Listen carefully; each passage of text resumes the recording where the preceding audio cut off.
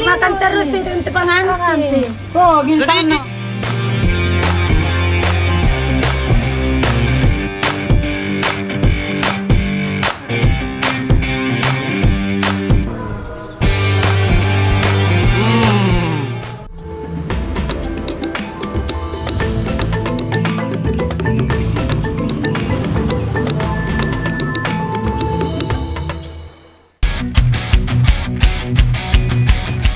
Bhinneka Tunggal Ika bukanlah semboyan semata, namun menggambarkan keberagaman suku-suku yang ada di negara Indonesia. Meskipun Indonesia terdiri dari beragam suku, ras, agama, dan budaya, bangsa Indonesia tetap menjadi satu kesatuan yang tak terpisahkan. Suku di Indonesia jelas ada banyak ya anak negeri, salah satunya suku Bajo. Suku Bajo ini unik karena tersebar di wilayah Indonesia. Tidak hanya ada di wilayah Wakatobi dan Labuan Bajo saja, tapi di Sulawesi Selatan juga ada perkampungan suku Bajo, tepatnya di daerah Bajo, Kabupaten Bone, Sulawesi Selatan.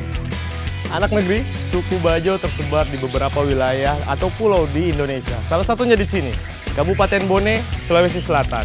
Nah, kali ini saya akan mengeksplor adat, budaya, serta keunikan yang ada di Bone. Dan juga suku Bajo tentunya. Ikutin saya terus.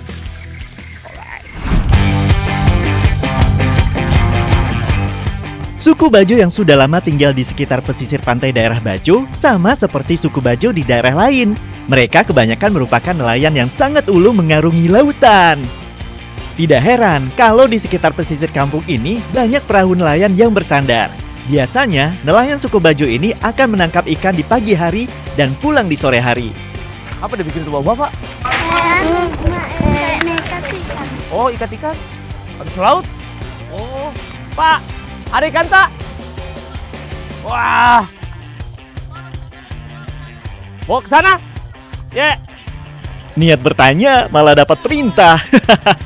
Nggak apa-apa, soalnya aku juga penasaran nih, katanya ikan ini untuk acara adat pernikahan suku Bajo.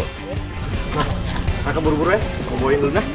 Ya. Langsung saja kita menuju rumahnya. Rumah di perkampungan suku Bajo ini hampir mirip semua.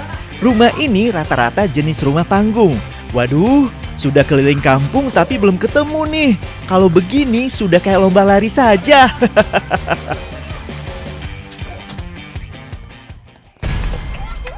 Waduh, gara-gara buru-buru nih jadi nabrak sepeda. Tapi untungnya ikannya aman dan tidak jatuh. Di mana orang pengantin? Di mana? Situ? Iya. Oh ya, Berbekal informasi dari anak tadi, akhirnya ketemu juga nih sama rumah yang akan mengadakan acara pernikahan. Wah, ini ikannya.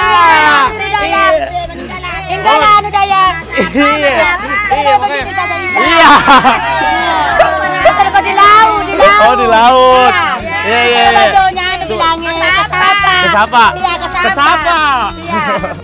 Lawa merupakan makanan khas dari Bajo, Sulawesi Selatan. Karena suku Bajo ini berada di daerah Bone, maka tidak heran kalau makanan lawa ini harus ada di setiap acara adat dan pernikahan suku Bajo. Makanan ini aslinya bernama lawa bale atau lawa ikan. Biasanya ikan yang dipakai itu ikan laut yang tidak terlalu besar. Seperti ikan yang ini, uniknya lawa bale ini merupakan makanan yang tidak digoreng, dibakar atau ditumis. Ikan yang dipakai pun harus ikan mentah. Saya ke anak negeri, kali ini kita akan masak masakan khas dari suku Bajo, ya kan? Iya. Nah, makanan ini biasanya ada dalam acara adat maupun pernikahan seperti ini. Nah, kita masak apa? Masak lawa. Masak lagi, potong-potong lagi. Nah, nanti saya bagian makan saja. Potongan ikannya kita rendam dengan air garam. Setelah itu dicuci bersih. Selanjutnya potongan ikannya kita tambahkan cuka secukupnya. Setelah ditambahkan cuka, barulah potongan ikannya diaduk dan diremas-remas seperti ini. Tujuannya agar menghilangkan bau amis pada ikan. Lanjut, kita tambahkan jeruk nipisnya. Dengan menambahkan cuka dan jeruk nipis ini, dapat membuat lawa bale ini menjadi awet dan tahan lama. Tante, kalau bikin lawa seperti ini bisa bertahan berapa lama? 3 hari. 3 hari? Terus apa yang bikin dia bisa awet, Tante? Cuka. Ada cukanya sama jeruk, makanya dia awet 3 hari. Oh. Yang tidak boleh ketinggalan yaitu parutan kelapanya. Kelapa yang sudah diparut ini tidak langsung dicampurkan ya, tapi harus disangrai dulu sehingga kelapa parutnya berubah warna menjadi kecoklatan. Sangrainya jangan terlalu lama ya, nanti parutan kelapanya jadi gosong lagi. Setelah disangrai, baru deh kita tambahkan parutan kelapa sangrainya. Aduk hingga daging ikannya tertutupi dengan parutan kelapa. Langkah terakhir, baru kita tambahkan potongan cabainya. Nah, ini dia lawa bale atau lawa ikannya sudah jadi. Makan terus itu pengantin. Oh, gimana? Tenang, gak bakalan dihabisin kok. Soalnya lawa bale atau lawa ikan ini akan dimakan ketika acara adat penurunan bendera ula-ula setelah acara resepsi pernikahan. Namanya saja masak untuk acara pernikahan. Pastinya masakannya tidak hanya lawa, tapi beraneka ragaman masakan lainnya.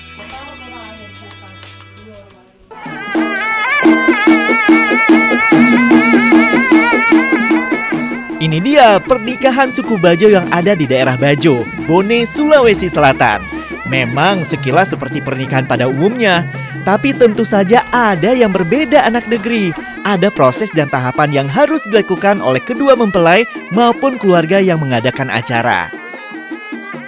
Masyarakat Bajo masih kental dengan tradisi adat dan warisan leluhur. Salah satunya masih melakukan tradisi ritual ketika sedang melakukan acara pernikahan, yaitu pengibaran bendera ula-ula. Bendera ula-ula ini selalu ada dalam upacara fase kehidupan masyarakat Bajo. Bendera ula-ula ini berkibar saat ada acara hitanan, pernikahan, ketika seorang sakit dan meninggal dunia. Nah, ini dia yang membedakan pernikahan dari suku Bugis dan juga suku Bajo. Jadi kalau suku Bajo itu selalu memasang bendera ula-ula setiap pernikahannya. Sebab menurut masyarakat suku Bajo, bendera ula-ula ini sangat sakral. Karena ketika tidak memasang bendera ini, pernikahannya itu bisa tidak berjalan lancar dan juga masakan yang dimasak itu tidak akan sedap atau matang. Sebelum melangsungkan pernikahan suku Bajo, ada tradisi yang harus dilakukan oleh kedua calon pengantin, yaitu tradisi mapaci. Mapaci berasal dari kata pacing, yang berarti bersih. Mapaci merupakan upacara tradisi adat yang bertujuan untuk membersihkan kedua mempelai dari segala hal yang tidak baik yang dapat menjadi penghambat dalam melaksanakan adat pernikahan. Di dalam adat mapaci, ada yang harus disiapkan, yaitu bantal yang diletakkan di depan calon pengantin, sarung yang berlapiskan 7 lembar, daun pisang, daun nangka, dan tentunya daun paci. Sebelum menyelenggarakan adat mapaci, kedua calon mempelai wajib menghatamkan Al-Quran terlebih dahulu. Setelah khatam, baru dilaksanakan adat mapaci yang melibatkan seluruh keluarga besar dari kedua calon mempelai. Seperti biasa, pernikahan di daerah masih kental akan budaya dan tradisinya. Salah satunya ada iring-iringan mempelai pria menuju rumah mempelai wanita. Ketika keluar rumah, calon pengantin pria akan dilempar beras sebagai simbol kesuburan dan kemakmuran. Setelah itu, calon mempelai pria akan membawa berbagai barang seserahan. Nah, ketika mempelai pria sampai di rumah, akan disambut keluarga mempelai wanita, lengkap dengan iringan gendrang bajo. Gendrang bajo ini akan dimainkan setiap upacara adat di suku Bajo. Setelah sah menjadi pengantin, kedua mempelai akan menuju tempat pelaminan. Loh, pasti bingung ya, kenapa di pelaminan ada 2 pasang pengantin? Daripada gosip yang tidak jelas, sini deh aku jelasin, biar nggak salah paham. Jadi gini anak negeri, sudah tidak aneh kalau di pernikahan suku Bajo ini ada 2 pasangan pengantin dalam satu pelaminan. Biasanya yang menikah itu masih bersaudara. Jadi untuk membuat acara ini meriah, maka digabungkan dalam satu pelaminan.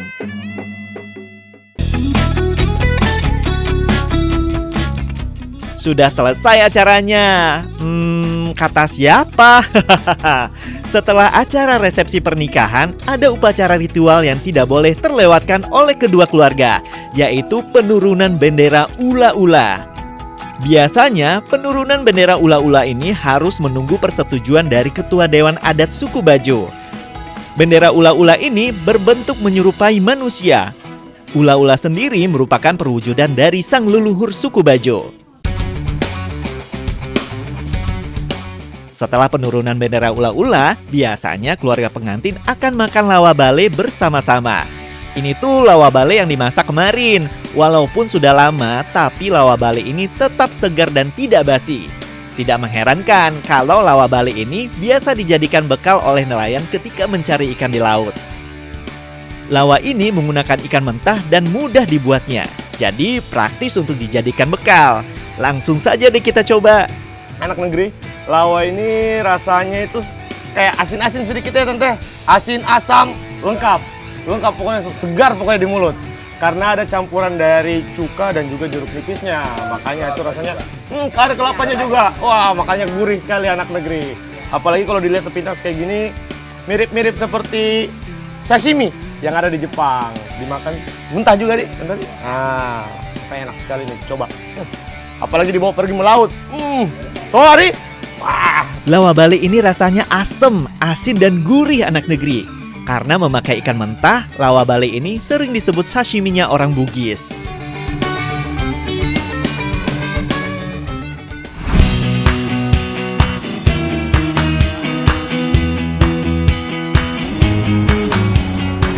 Laut adalah lahan kehidupan bagi masyarakat suku Bajo di Pulau Sulawesi.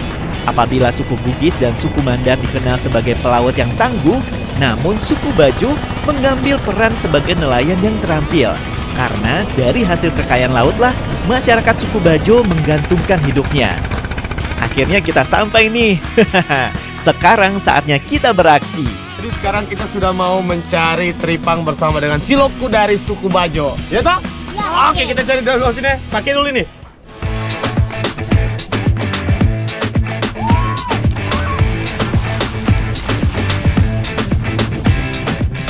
Untuk mencari teripang di laut, tidak perlu menggunakan alat-alat khusus. Cukup menggunakan Google kacamata renang dan tentunya kemampuan untuk berenang ya.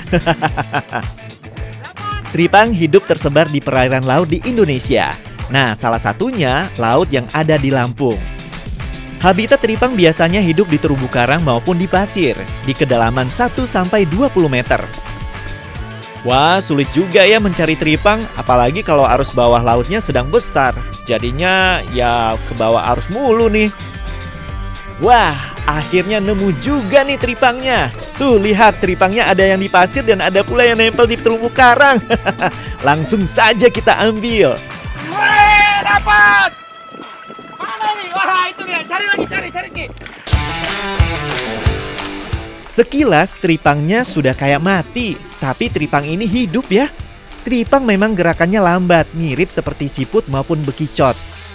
Teripang biasa hidup pada dasar pasir, alga maupun terumbu karang yang masih hidup maupun yang sudah mati.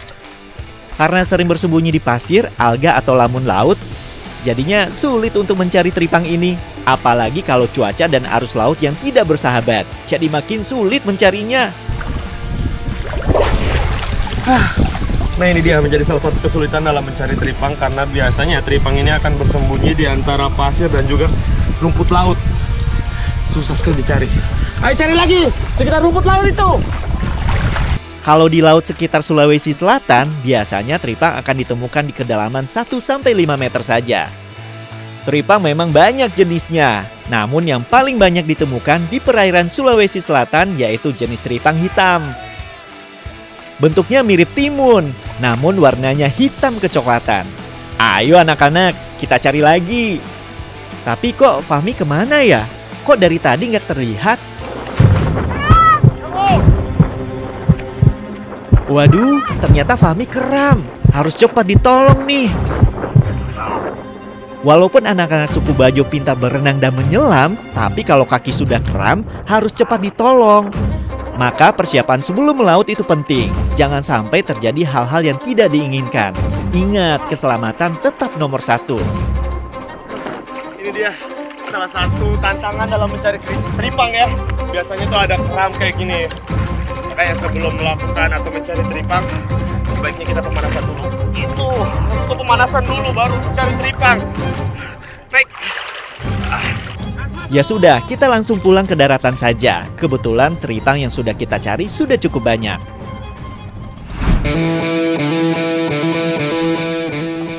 Teripang yang baru kita cari dari laut tidak bisa langsung diolah. Harus melewati beberapa tahapan agar teripang ini bisa dikonsumsi atau dijual di pasaran. Teripang yang besar-besar ini kita bersihkan isi dan kotorannya dulu ya. Caranya sih gampang, mirip seperti membersihkan ikan. Bagian bawah teripangnya kita belah menggunakan pisau, lalu kita keluarkan bagian isi dan kotoran teripangnya.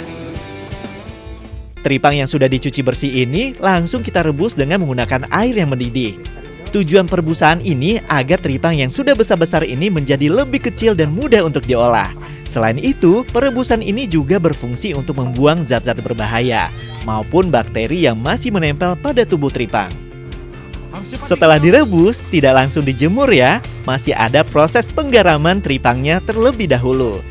Jadi nih, teripang ini kita campurkan dengan garam yang cukup banyak. Tujuannya, penggaraman ini tidak lain tidak bukan agar teripang ini lebih bagus dan lebih awet tentunya.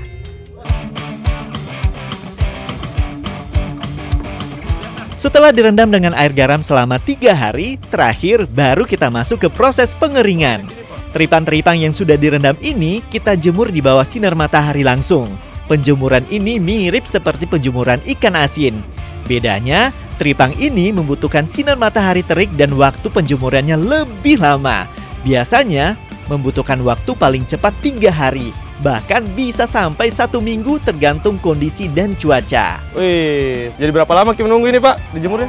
Terkadang 4 hari. 4 hari? Tergantung dari cuaca. Lamanya di anak negeri.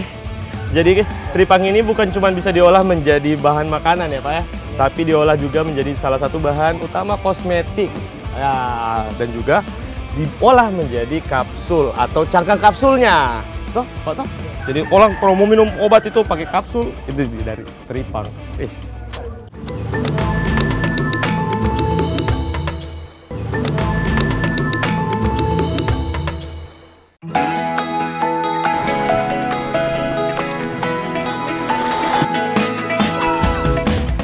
Di sekitar pesisir pantai Kampung Bajo ini tidak ada pasir putih, melainkan pasir-pasir coklat yang dipenuhi bebatuan kecil.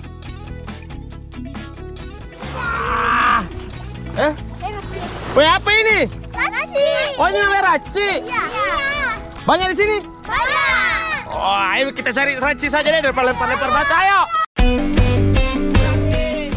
Kalau dilihat-lihat sih bentuknya seperti keong yang bentuknya memanjang. Eits, tapi ini bukan sejenis keong atau kerang ya. Raci ini merupakan jenis siput laut yang biasanya hidup di sekitar pasir pantai maupun di perairan dangkal. Anak-anak suku Bajo memang sejak kecil sudah ikut membantu orang tua untuk pergi ke laut di pagi hari. Sepulang dari melaut, anak-anak ini pergi mencari raci di pinggir pantai. Wah, belum ketemu juga nih. Memang untuk mencari raci ini paling mudah ketika air sedang surut. Apalagi raci ini sering bersembunyi di pasir maupun di bebatuan karang.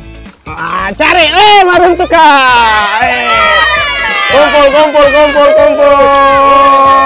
Ya, anak negeri, ini yang kita cari. Siput laut atau dalam bahasa Bajonya yaitu raci. Ini biasanya berada di sekitar pesisir pantai itu atau perairan yang dangkal. Wih, banyak sekali di sini nih.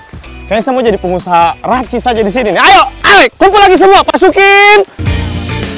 Mantap nih, akhirnya dapat juga nih racinya. Siput laut memang banyak jenisnya. Ada yang tidak bercangkang, ada pula yang mempunyai cangkang seperti ini. Raci merupakan jenis siput yang memiliki cangkang berbentuk kerucut. Karena cangkangnya cukup kuat dan unik, tidak heran kalau cangkang raci sering dijadikan hiasan maupun pajangan dinding. Wah, nggak kerasa sudah banyak nih racinya. Selain raci, kalau kita beruntung, kita bisa menemukan jenis siput laut yang lebih besar. Jadi penasaran seperti apa bentuknya? Ayo cari lagi.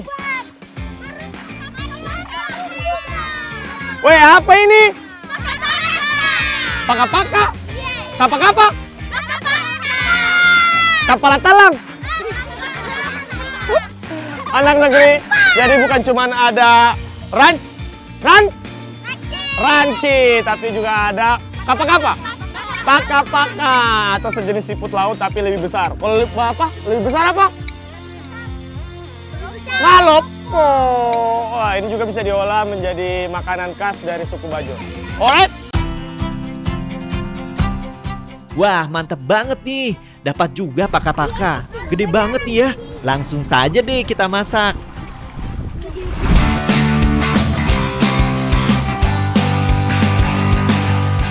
Anak-anak suku Bajo memang terampil dalam menyelam maupun berenang di laut. Namun sayangnya itu tidak dibarengi dengan pendidikan formal di sekolah. Banyak anak-anak suku Bajo ini tidak melanjutkan pendidikannya karena berbagai alasan. Salah satunya faktor ekonomi dan sibuk membantu orang tua mencari ikan di laut. Di tengah keterbatasan yang ada, masih ada yang peduli terhadap pendidikan anak suku Bajo. Salah satunya dengan adanya sekolah alam suku Bajo. Sekolah alam ini ditujukan bagi anak-anak suku Bajo yang putus sekolah maupun yang tidak sekolah. Semangat!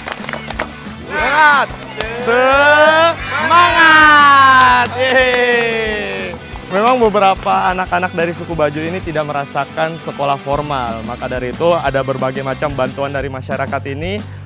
Akhirnya muncullah sekolah alam suku Bajo agar anak-anak ini juga bisa mengejar ketertinggalan dan mendapatkan ilmunya. Oke, kita langsung ke sana belajar ya.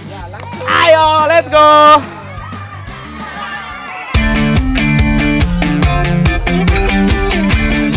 Sekolah alam ini dibentuk oleh komunitas dan masyarakat yang ada di sekitar Kampung Bajo yang peduli dengan pendidikan anak-anak suku Bajo. Ayo, semangat adik-adik! Nah, kali ini kita mau melakukan kegiatan belajar mengajar di atas perahu. Biasanya sih di pinggir pantai. Namun karena cuaca sedang panas-panasnya, jadi kita belajar di atas perahu. Di sini tidak ada fasilitas layaknya sekolah pada umumnya. Tidak ada papan tulis maupun kursi meja. Hanya ada buku dan alat tulis saja. Walaupun serba terbatas, namun anak-anak suku Bajo ini menikmati kegiatan belajar mengajar. Sekolah alam ini tentunya ada guru yang mengajar. Namun kebanyakan guru di sini masih kuliah, tapi juga ada guru yang mengajar di sekolah formal. Tidak ada seragam. Baju yang dipakai anak-anak ini hanyalah baju-baju yang biasa mereka pakai untuk bermain. Nah, teman-teman, beginilah suasana sekolah alam suku Bajo. Jadi belajar mengajarnya itu bukan cuma ada di ruangan, di indoor seperti itu, ada juga yang di outdoor seperti ini. Jadi belajarnya itu bisa di alam, di atas perahu juga kayak gini. Jadi membuat suasananya lebih santai, lebih enak lah untuk mengajar. Dengan adanya sekolah alam ini, diharapkan dapat membantu anak-anak suku Bajo ini menggapai mimpinya dan tidak tertinggal dengan anak-anak di daerah lainnya.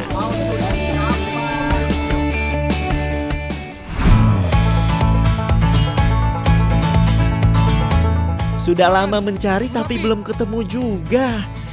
Wah, kelamaan mencari jadi ngantuk juga. Tidur sebentar bisa kali ya.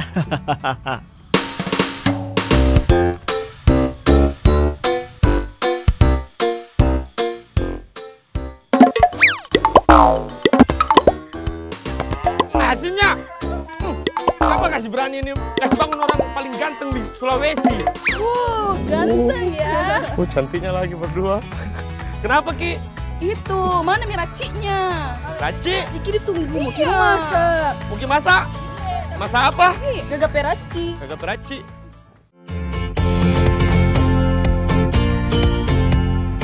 Akhirnya ketemu juga nih sama yang ahli masak raci atau siput laut. Ya, walaupun harus merasakan asinnya garam terlebih dahulu. Yang pertama diolah tentunya racinya dulu ya. Raci yang sudah kita ambil bareng anak-anak tadi, kita cuci sampai bersih. Untuk bumbunya, kita serahkan sama ahlinya. Untuk bumbu dasar, ada bawang merah, bawang putih, merica, cabai merah besar, dan potongan serai. Kesemua bahan tadi kita tumbuk sampai benar-benar halus. Gagape sendiri merupakan makanan khas Bugis yang bahan baku utamanya santan dan parutan kelapa sangrai. Kelapa yang digunakan agak banyak nih. Soalnya yang mau kita ambil tidak hanya santan kelapa saja, melainkan parutan kelapanya juga. Racinya akhirnya bersih juga nih. Semua pasir di dalam cangkangnya sudah bersih. Sekarang racinya langsung kita rebus sampai matang.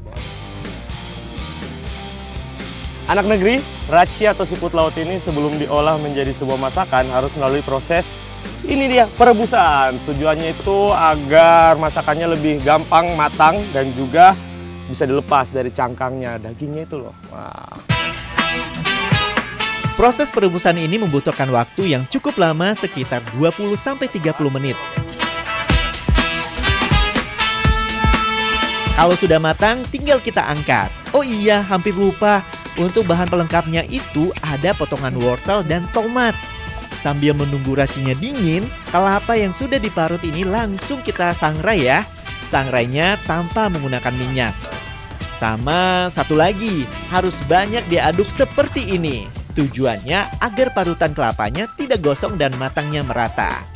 Setelah racinya dingin, baru kita keluarkan daging racinya dari dalam cangkangnya. Biar bau amis dan rasanya makin segar, daging raci yang sudah lepas tadi dari cangkang ini kita tambahkan jeruk nipis.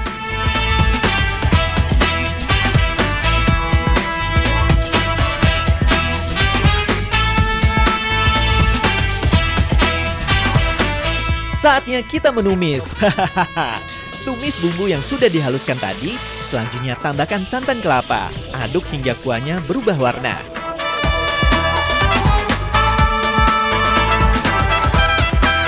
Kalau sudah tambahkan potongan wortel, lalu dilanjutkan dengan daging racinya. Aduk sebentar hingga bumbunya meresap. Setelah itu, baru tambahkan parutan kelapa sangrainya. Anak negeri, jadi hari ini bukan cuma raci atau ranci ya yang kita masak, tapi juga ada paka-paka yang enak kalau dibakar ya tante, dibanding direbus. Toh, manyamang sama juga ini isinya tapi lebih besar. Karena ukurannya besar dan cangkangnya kuat, jadi aman kalau langsung dibakar ke bara api seperti ini.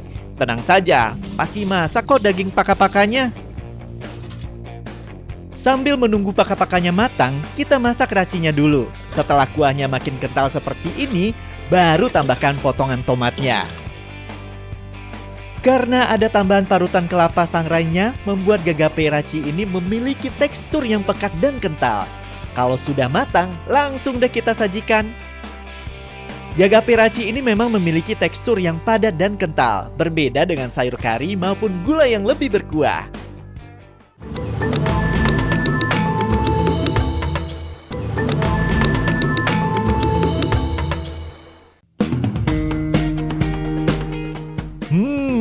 Gagape raci ini rasanya gurih.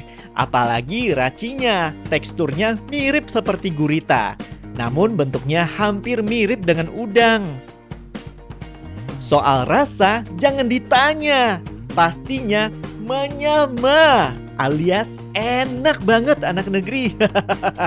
Perpaduan kelapa sangrainya juga terasa. Nah, sekarang kita coba paka-pakanya juga ya. Walaupun bumbunya sederhana, ternyata enak juga. Dagingnya pun matang. Memang paka-paka sama raci ini enak banget. Anak negeri, siput laut atau ranci dan paka-paka ini sangat bagus untuk tubuh. Apalagi di dalamnya itu mengandung asam omega 3 yang bagus untuk mengurangi resiko jantung. Nah, apalagi untuk tulang tuh, karena di dalamnya itu ada fosfor dan juga kalsium yang banyak tentunya. Makanya harus rajin-rajin ini biar tulang itu kuat, sehat. Raci dan paka-paka ini bagi masyarakat Bajo sering dibuat gagape. Tapi ada juga yang dibuat lawa atau dimakan mentah dengan tambahan asam maupun parutan kelapa. Walaupun raci dan paka-paka ini termasuk jenis siput laut, tapi kedua siput laut ini aman untuk dimakan ya. Tapi tetap jangan makan terlalu banyak ya, nanti bisa berbahaya bagi tubuh.